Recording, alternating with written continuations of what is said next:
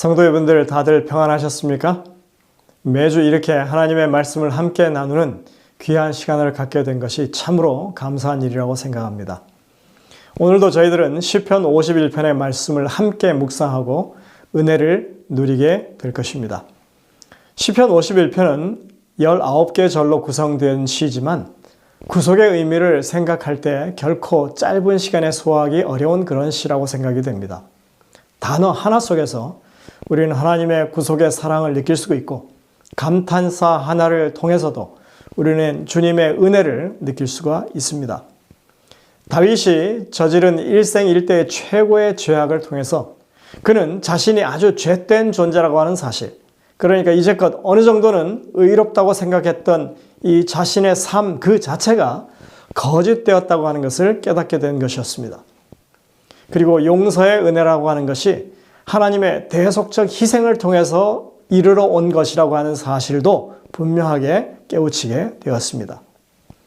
우리는 시편 51편의 핵심적인 내용들, 즉 하나님의 속성과 죄 용서, 그리고 하나님의 대속적인 희생에 대해서 지난 3시간 동안 그것을 살펴보았습니다. 오늘은 마지막 시간입니다. 이 시편 51편에서 다윗이 강조하고자 하는 구원받은 자의 삶에 대해서 살펴보겠습니다. 어쩌면 이것이 하나님의 구원을 이해한 하나님의 백성들이 가져야 할 삶의 특징, 정서 혹은 표정이라고 할 수 있겠습니다. 그래서 오늘 제목을 구원의 기쁨이라고 그렇게 정했습니다. 먼저 본문 말씀을 살펴보도록 하겠습니다. 시편 51편 10절부터 12절에 있는 말씀입니다. 하나님이여 내 속에 정한 마음을 창조하시고 내 안에 정직한 영을 새롭게 하소서. 나를 주 앞에서 쫓아내지 마시며 주의 성령을 내게서 거두지 마소서. 주의 구원의 즐거움을 내게 회복시켜 주시고 자원하는 심령을 주사 나를 붙드소서. 우리는 시편 51편의 전체적인 흐름 속에서 우리가 하나님의 자비와 은혜 속의 구원을 받았고 그 구원이 하나님의 희생을 통하여 우리에게 주어졌음이 구원받은 우리에게 있어서 기반이 된다고 하는 것을 확인할 수 있었습니다. 이제 다윗은 구원받은 우리의 삶을 조명하고 있습니다. 이러한 것은 하나님의 깨우치심, 그 가르치심에 의한 것입니다. 다윗은 이렇게 말합니다. 보소서 주께서는 중심의 진실함을 원하시오니 내게 지혜를 은밀히 가르치시리이다. 6절에 이렇게 말합니다. 다윗은 지금 우리가 구원받은 사람으로서 진실한 마음으로 기쁘게 살아간다는 것이 하나님께서 은밀하게 가르치신 삶의 지혜라고 말하고 있습니다. 얼마나 함축적으로 잘 표현된 그리스도인의 삶인지 모르겠습니다. 진실한 마음으로 기쁘게 살아가는 것이 그리스도의 삶이다. 이것이야말로 모든 그리스도인의 삶의 모습입니다. 우리는 이 지나간 죄악에 대한 죄책감을 가지고 우울하게 살아야 한다고 가르치지 않습니다.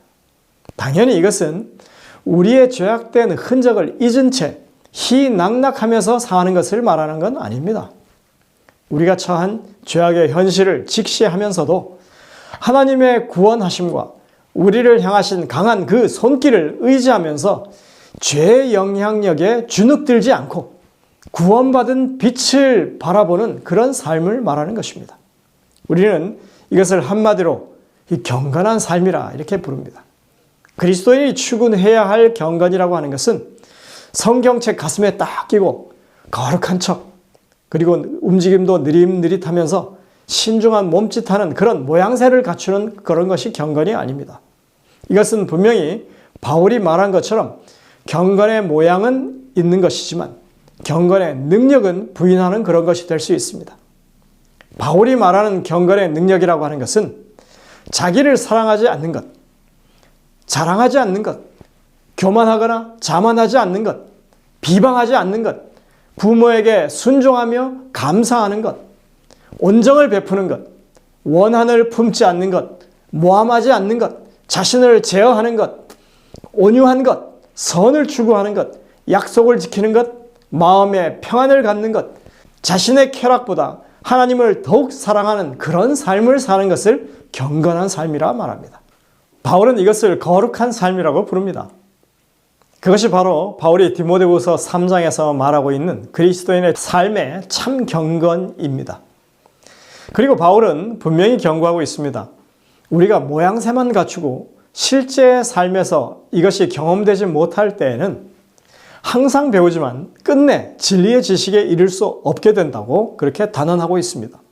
그러니까 믿음의 진보라고 하는 것은 그냥 눈에 띄는 그런 경건의 모습을 따르는 것이 아닙니다. 우리의 삶 속에서 스며나오는 심령의 변화를 그렇게 말하는 것입니다. 다시 분명히 말하면 우리가 하나님의 구원의 은혜를 깨닫고 진정한 그리스도인으로서 산다고 하는 것은 진실된 마음을 가지고 기쁨을 가지고 사는 것을 말하는 것입니다. 여러분들, 현재 우리의 삶에 대해서 말할 때 내 삶이 기쁘지 않다, 행복하지 않다 그렇게 말하지 마시길 바랍니다. 어려움 때문에 불안해지고 우울해진다면 이 찬미를 우리가 부르면 됩니다.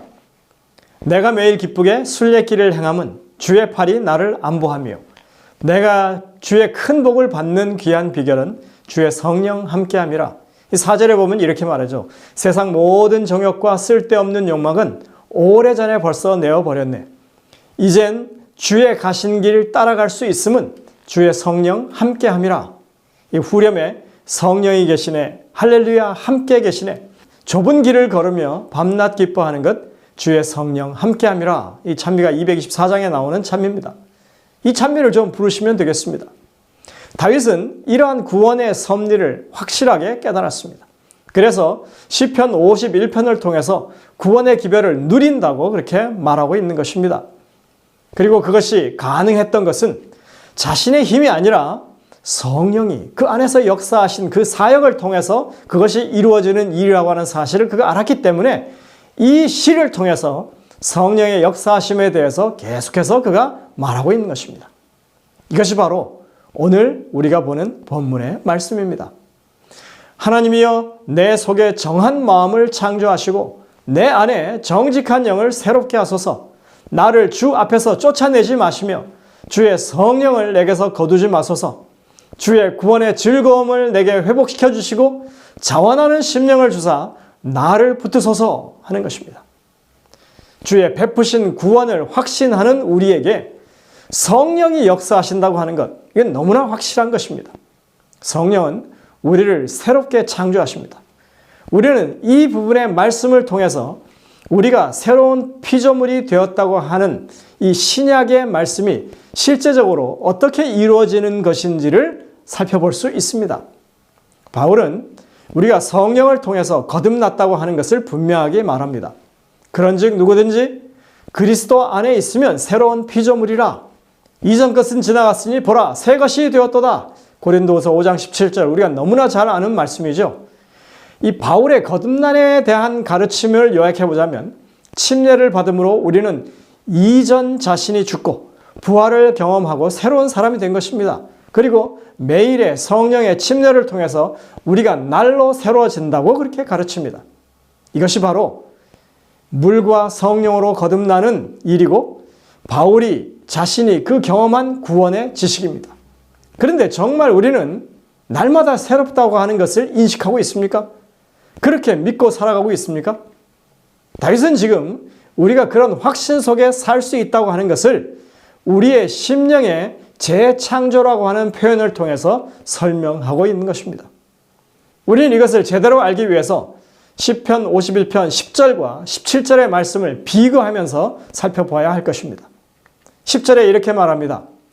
하나님이여 내 속에 정한 마음을 창조하시고 내 안에 정직한 영을 새롭게 하소서 이렇게 말합니다. 여기 지금 마음이라고 하는 것은 레브라고 하는 그런 단어를 쓰고요. 그 다음에 영이라고 하는 것은 우리가 잘 아는 루아흐라고 하는 단어를 씁니다. 여기에 이 나의 마음과 나의 영이 등장하죠. 이 구원받은 사람들은 그 마음과 영이 새롭게 창조될 수 있다는 것입니다. 마음과 영을 그냥 히브리 말 그대로 하자면 이 레브는 우리의 심장을 가리킵니다. 그리고 루아흐는 우리의 호흡을 가리킵니다. 내 심장이 새롭게 되고 내 호흡이 새롭게 된다는 것입니다. 이 두 단어는 우리의 속사람 모든 국면을 가리키는 단어입니다. 사람이 구원을 얻게 되면 성령의 역사로 말미암아서 생각하는 것, 의지의 방향이나 이 속에 품는 감정 등이 다 새로워진다는 것입니다. 이제 이러한 것을 바탕으로 17절을 비교하면서 살펴보십시다. 하나님께서 구하시는 제사는 상한 심령이라 하나님이여 상하고 통회하는 마음을 주께서 멸시하지 아니하시리이다 합니다. 여기도 보면 분명히 하나님께서 바라시는 제사가 심령과 그리고 마음으로 표현되고 있습니다. 이것을 히브리 본문대로 그대로 이렇게 표현해 보면 하나님께서 구하시는 제사, 바로 상한 심령입니다. 상한 마음입니다. 하나님께서 멸시하지 않습니다. 이렇게 읽을 수 있습니다.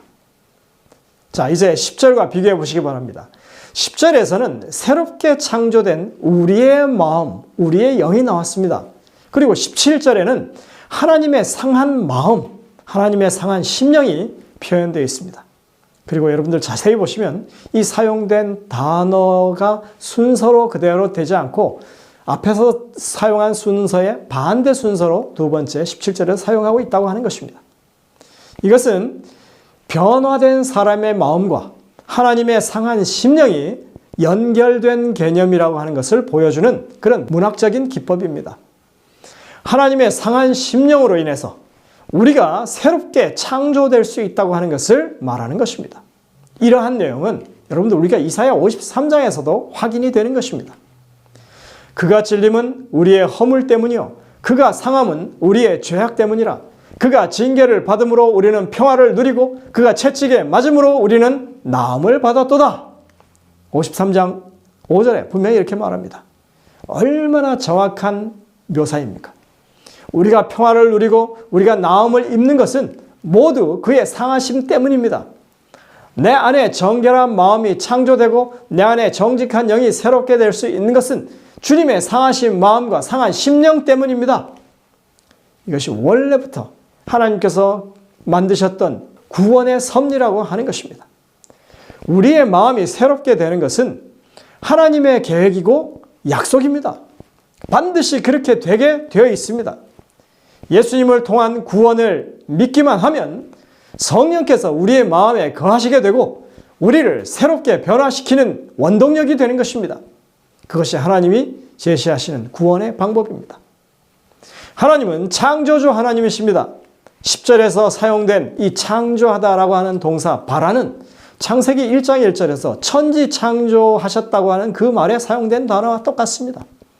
창조하다라고 하는 단어와 함께 사용되었던 이 새롭게라고 하는 단어는 하다쉬라고 하는 단어인데 이 두 단어가 하나님의 새롭게 하시는 능력을 말하기 위해서 자주 함께 사용되는 그런 짝으로 사용되는 단어들입니다. 시편 104편 30절에 보면 이렇게 말합니다. 주의 영을 보내어 그들을 창조 발화하사 지면을 새롭게 하다시 하시나이다. 이렇게 말합니다. 우리는 시편 이 104편의 찬양이 새하늘과 새 땅에 관한 그래서 새롭게 되는 그것을 말하고 있는 것이 아니라고 하는 것에 주목해야 합니다. 여기서 새롭게 된다고 하는 것은 하나님의 창조의 능력을 찬송하면서 그가 우리의 일상생활에서도 여전히 하나님의 창조의 능력이 역사할 수 있다고 하는 것을 지금 찬양하고 있는 내용인 것입니다. 하나님께서 주의 영을 보내서 만물을 새롭게 창조하는 것은 우리의 매일의 삶 가운데 하나님의 사역을 강조하는 부분인 것입니다. 이것들은 만물이죠. 다 주께서 때를 따라 먹을 것 주시기를 바라나이다. 주께서 주신즉 그들이 받으며 주께서 손을 펴신즉 그들이 좋은 것으로 만족하다가 주께서 낯을 숨기신즉 그들이 떨고 주께서 그들의 호흡을 거두신즉 그들은 죽어 먼지로 돌아가나이다. 여러분들 여기까지 말한 다음에 그 다음 절이 바로 30절인 것입니다. 주의 영을 보내어 그들을 창조하사 지면을 새롭게 하시나이다. 시편 104편 27절부터 30절에 이렇게 말하는 것입니다. 확실합니다. 이것은 세상이 끝나고 새하늘과 새 땅이 펼쳐지는 이후의 삶에 대해서 새롭게 한다고 말하는 것이 아닙니다. 분명히 이것은 이 땅에서 우리가 누리고 살아가는 이 삶의 정황 가운데 지금 그 하나님의 창조의 사역이 여전히 연속적으로 이어진다고 하는 것을 말합니다. 내가 평생 하도록 여호와께 노래하며 내가 살아있는 동안 내 하나님을 찬양하리로다. 나의 기도를 기쁘게 여기시기를 바라나니 나는 여호와로 말미암아 즐거워하리로다. 그 뒤에 33절과 34절에 분명히 이렇게 말합니다. 우리가 살아가는 나날 동안 매 순간마다 우리가 주장할 수 있는 이 주님께 대한 이 창조의 능력에 관한 믿음에 관한 것입니다. 여러분이 시간이 있으시면 시편 51편과 시편 103편과 104편을 비교해서 한번 묵상해 보기를 바랍니다. 저는 개인적으로 시편 51편을 이게 풀어 헤쳐서 더 구체적으로 노래한 것이 바로 시편 103편에서 시편 104편이라고 생각됩니다. 바울은 갈라디아 6장 15절에서 또 이렇게 말합니다. 할례나 무할례나 아무것도 아니로되 오직 새로 지으심을 받는 것만이 중요하니라. 참으로 우리는 이 성경절이 의미하는 바를 제대로 이해할 필요가 있습니다. 바울은 그 당시에 할례를 받아야만 구원을 얻는다는 잘못된 복음에 대해서 논박하기 위해서 이 갈라디아서를 기록했습니다. 할례는 구원의 조건이 될 수가 없습니다. 하나님의 은혜로 구원을 얻는다는 이 단순한 진리를 이해한 사람이라면 그 사람이 할례를 받았건 받지 않았건 관계없이 그것이 그다지 문제가 되지 않는다는 것을 말하는 것입니다. 정작 중요한 것은 우리가 구원받아 새 사람이 된다고 하는 것이고 우리가 성령의 인도하심 속에서 매일 거듭나는 삶을 살아간다고 하는 것이 정작 중요한 것입니다. 원래 할례라고 하는 것이 육신의 할례를 통해서 마음의 할례를 경험하도록 하는 것이 그 할례의 목적이었는데 이미 마음의 할례, 다시 말해서 침례를 경험한 사람이 굳이 할례라고 하는 이 육적인 표식을 해야만 구원이 인정된다고 하는 것은 정말이지 의미 없는 말이라고 하는 내용인 것입니다. 이 말에는 전혀 오해 소지가 있을 수 없습니다. 그렇죠? 근데 오늘날 일부 기독교인들은 이 말씀을 안식일에도 적용하는 사람들이 있습니다. 즉 이렇게 말하는 것입니다. 안식일이나 일요일이나 아무것도 아니로되 오직 새로 지음을 받는 것만이 중요하니라. 정말 이렇게 말할 수 있을까요? 그러나 여러분들 주의하십시오. 이건 기만입니다. 안식일과 일요일 문제는 하나님의 율법을 존중하느냐, 인간의 규정을 높이느냐의 문제이지 할례와 무할례처럼 그렇게 쉽게 다룰 수 있는 문제가 아닌 것입니다. 이것은 반역과 순종에 대한 문제입니다.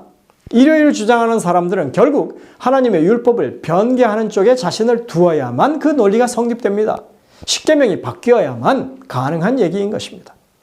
그것이 로마 교회에 의한 결정이 되었든 혹은 기독교가 상황에 적응하는 가운데 자연스럽게 형성된 교회 전통이든 간에 상관없이 그들이 일요일의 정당성을 유지하려면 결국은 하나님의 십계명을 손대야만 하는 것입니다. 거기서 무언가를 바꿔야만 하는 거예요. 왜냐하면 하나님의 율법은 그 어디에서도 안식일 이외에 다른 날을 안식일로 가르치지 않기 때문에 그렇습니다. 여러분들 이런 기만에 절대로 마음을 뺏기지 마시길 바랍니다. 진정으로 하나님의 성령의 역사하심을 믿는 신자들이라면 결국은 하나님의 율법에 순종하는 믿음으로 나아가게 될 것이라고 우리는 믿습니다.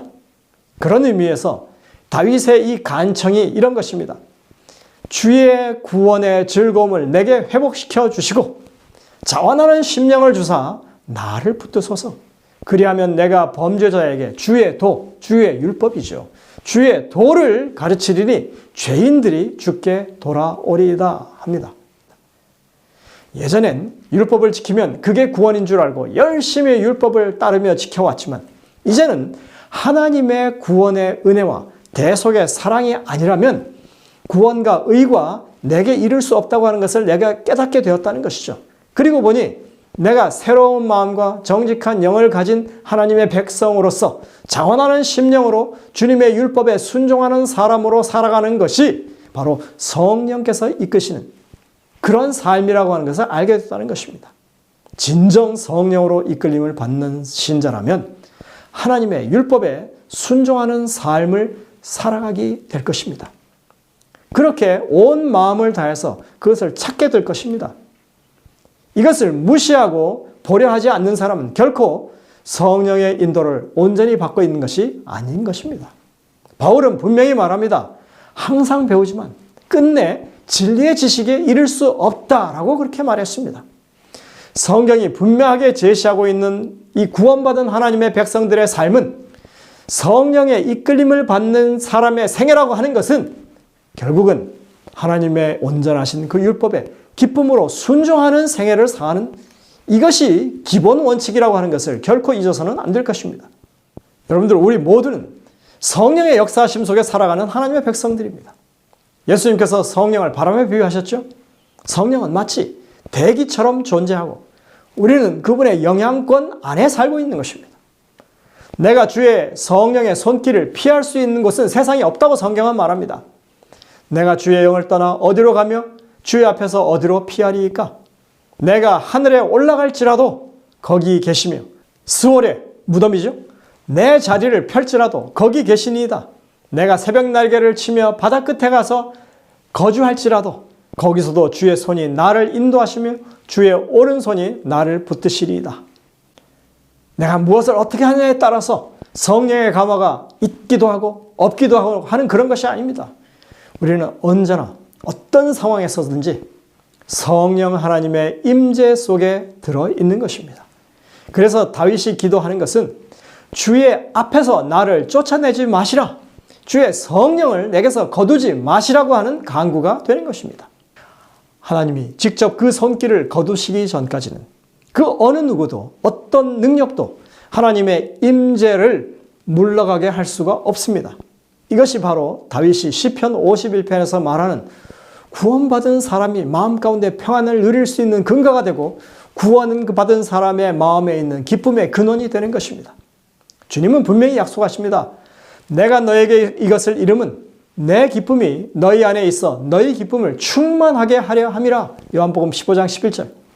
우리는 이 포도나무의 비유를 잘 안다고 생각하지만 그러나 정작 이것이 무엇을 말하고 있는지 잘 모르는 것 같습니다. 여기서 말하려고 하는 것은 우리가 하나님과 이 줄기와 가지로 연결되어 있는 그런 포도나무와 가지의 사이라고 하는 것을 가리키고 있고 그것이 우리의 기쁨이 근원에 되는 것이라고 말하고 있다고 하는 사실입니다. 그래서 예수님은 곧 이어서 이렇게 말씀하십니다. 내 계명은 곧 내가 너희를 사랑한 것 같이 너희도 서로 사랑하라 하는 이것이니라. 요한복음 15장 12절입니다. 십계명을 사랑의 계명으로 우리가 바라볼 때 이 얼마나 정확하게 의미가 통하는 말씀인지 알 수 없습니다. 지금 우리가 시편 51편에서 구원의 즐거움을 회복시켜 달라고 하는 말씀을 이해할 때도 이것은 마찬가지 원칙으로 적용되는 것입니다. 이것은 단순히 내가 구원받았으니까 참 좋다 이렇게 말하는 것 아닙니다. 이것은 구원받은 하나님의 백성으로서 하나님의 뜻을 행하는 것, 즉 율법에 자원하는 마음으로 기쁨으로 순종하는 것을 가리켜서 이 구원받은 자의 즐거움이라 하고 있다고 하는 사실입니다. 이것은 예수님의 모든 삶이 우리에게 가르쳐주는 모본입니다. 주께서 내 귀를 통하여 내게 들려주시기를 제사와 예물을 기뻐하지 아니하시며 번제와 속죄제를 요구하지 아니하신다 하신지라. 그때 내가 말하기를 내가 왔나이다.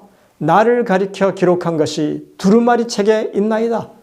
나의 하나님이여 내가 주의 뜻 행하기를 즐기오니 주의 법이 나의 심중에 있나이다 하였나이다.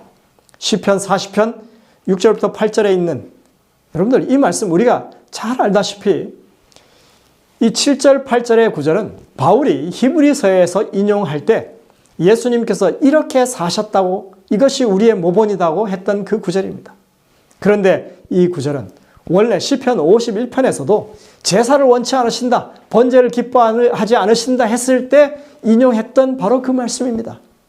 시편 50편 12절에 구원의 즐거움을 회복해달라고 자원하는 심령을 가지게 해달라고 하는 것이 성령의 사역이라고 하는 사실을 우리가 생각할 때 하나님의 율법에 즐거움으로 순종하는 백성이 되는 것이야말로 성령의 인도에 의한 것이라고 하는 사실을 우리가 인정하지 않을 수 없는 것입니다.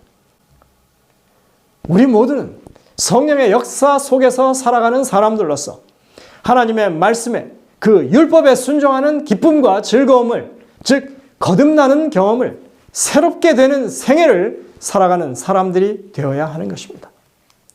여러분들, 정말 우리의 삶이 그렇게 주님의 구원을 기뻐하며 감사하며 그리고 하나님의 뜻에 자원하여 순종하는 즐거움으로 가득 찬 그런 생애가 되시기를 간절히 바랍니다.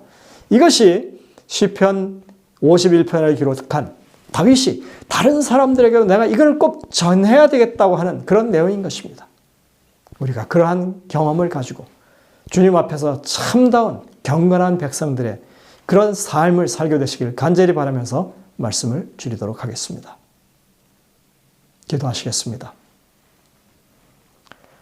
하늘에 계신 아버지 하나님, 참으로 우리의 죄 용서를 통하여 거듭나고 주의 성령의 역사하심으로 말미암아 우리가 날로 새롭게 새로운 피조물로 살아간다고 하는 것이 얼마나 기쁜 삶인지, 하나님의 율법에 하나님의 정하신 법도에 따라 사는 것이 우리에게 큰 즐거움이 된다고 하는 것을 이제는 우리가 경험하게 하셔서 그러한 사실을 주변 사람들에게 정말 기쁨으로 증가할 수 있는 저희 모두의 삶이 되게 인도하여 주옵기를 예수님의 이름으로 간절히 기도드립니다. 아멘.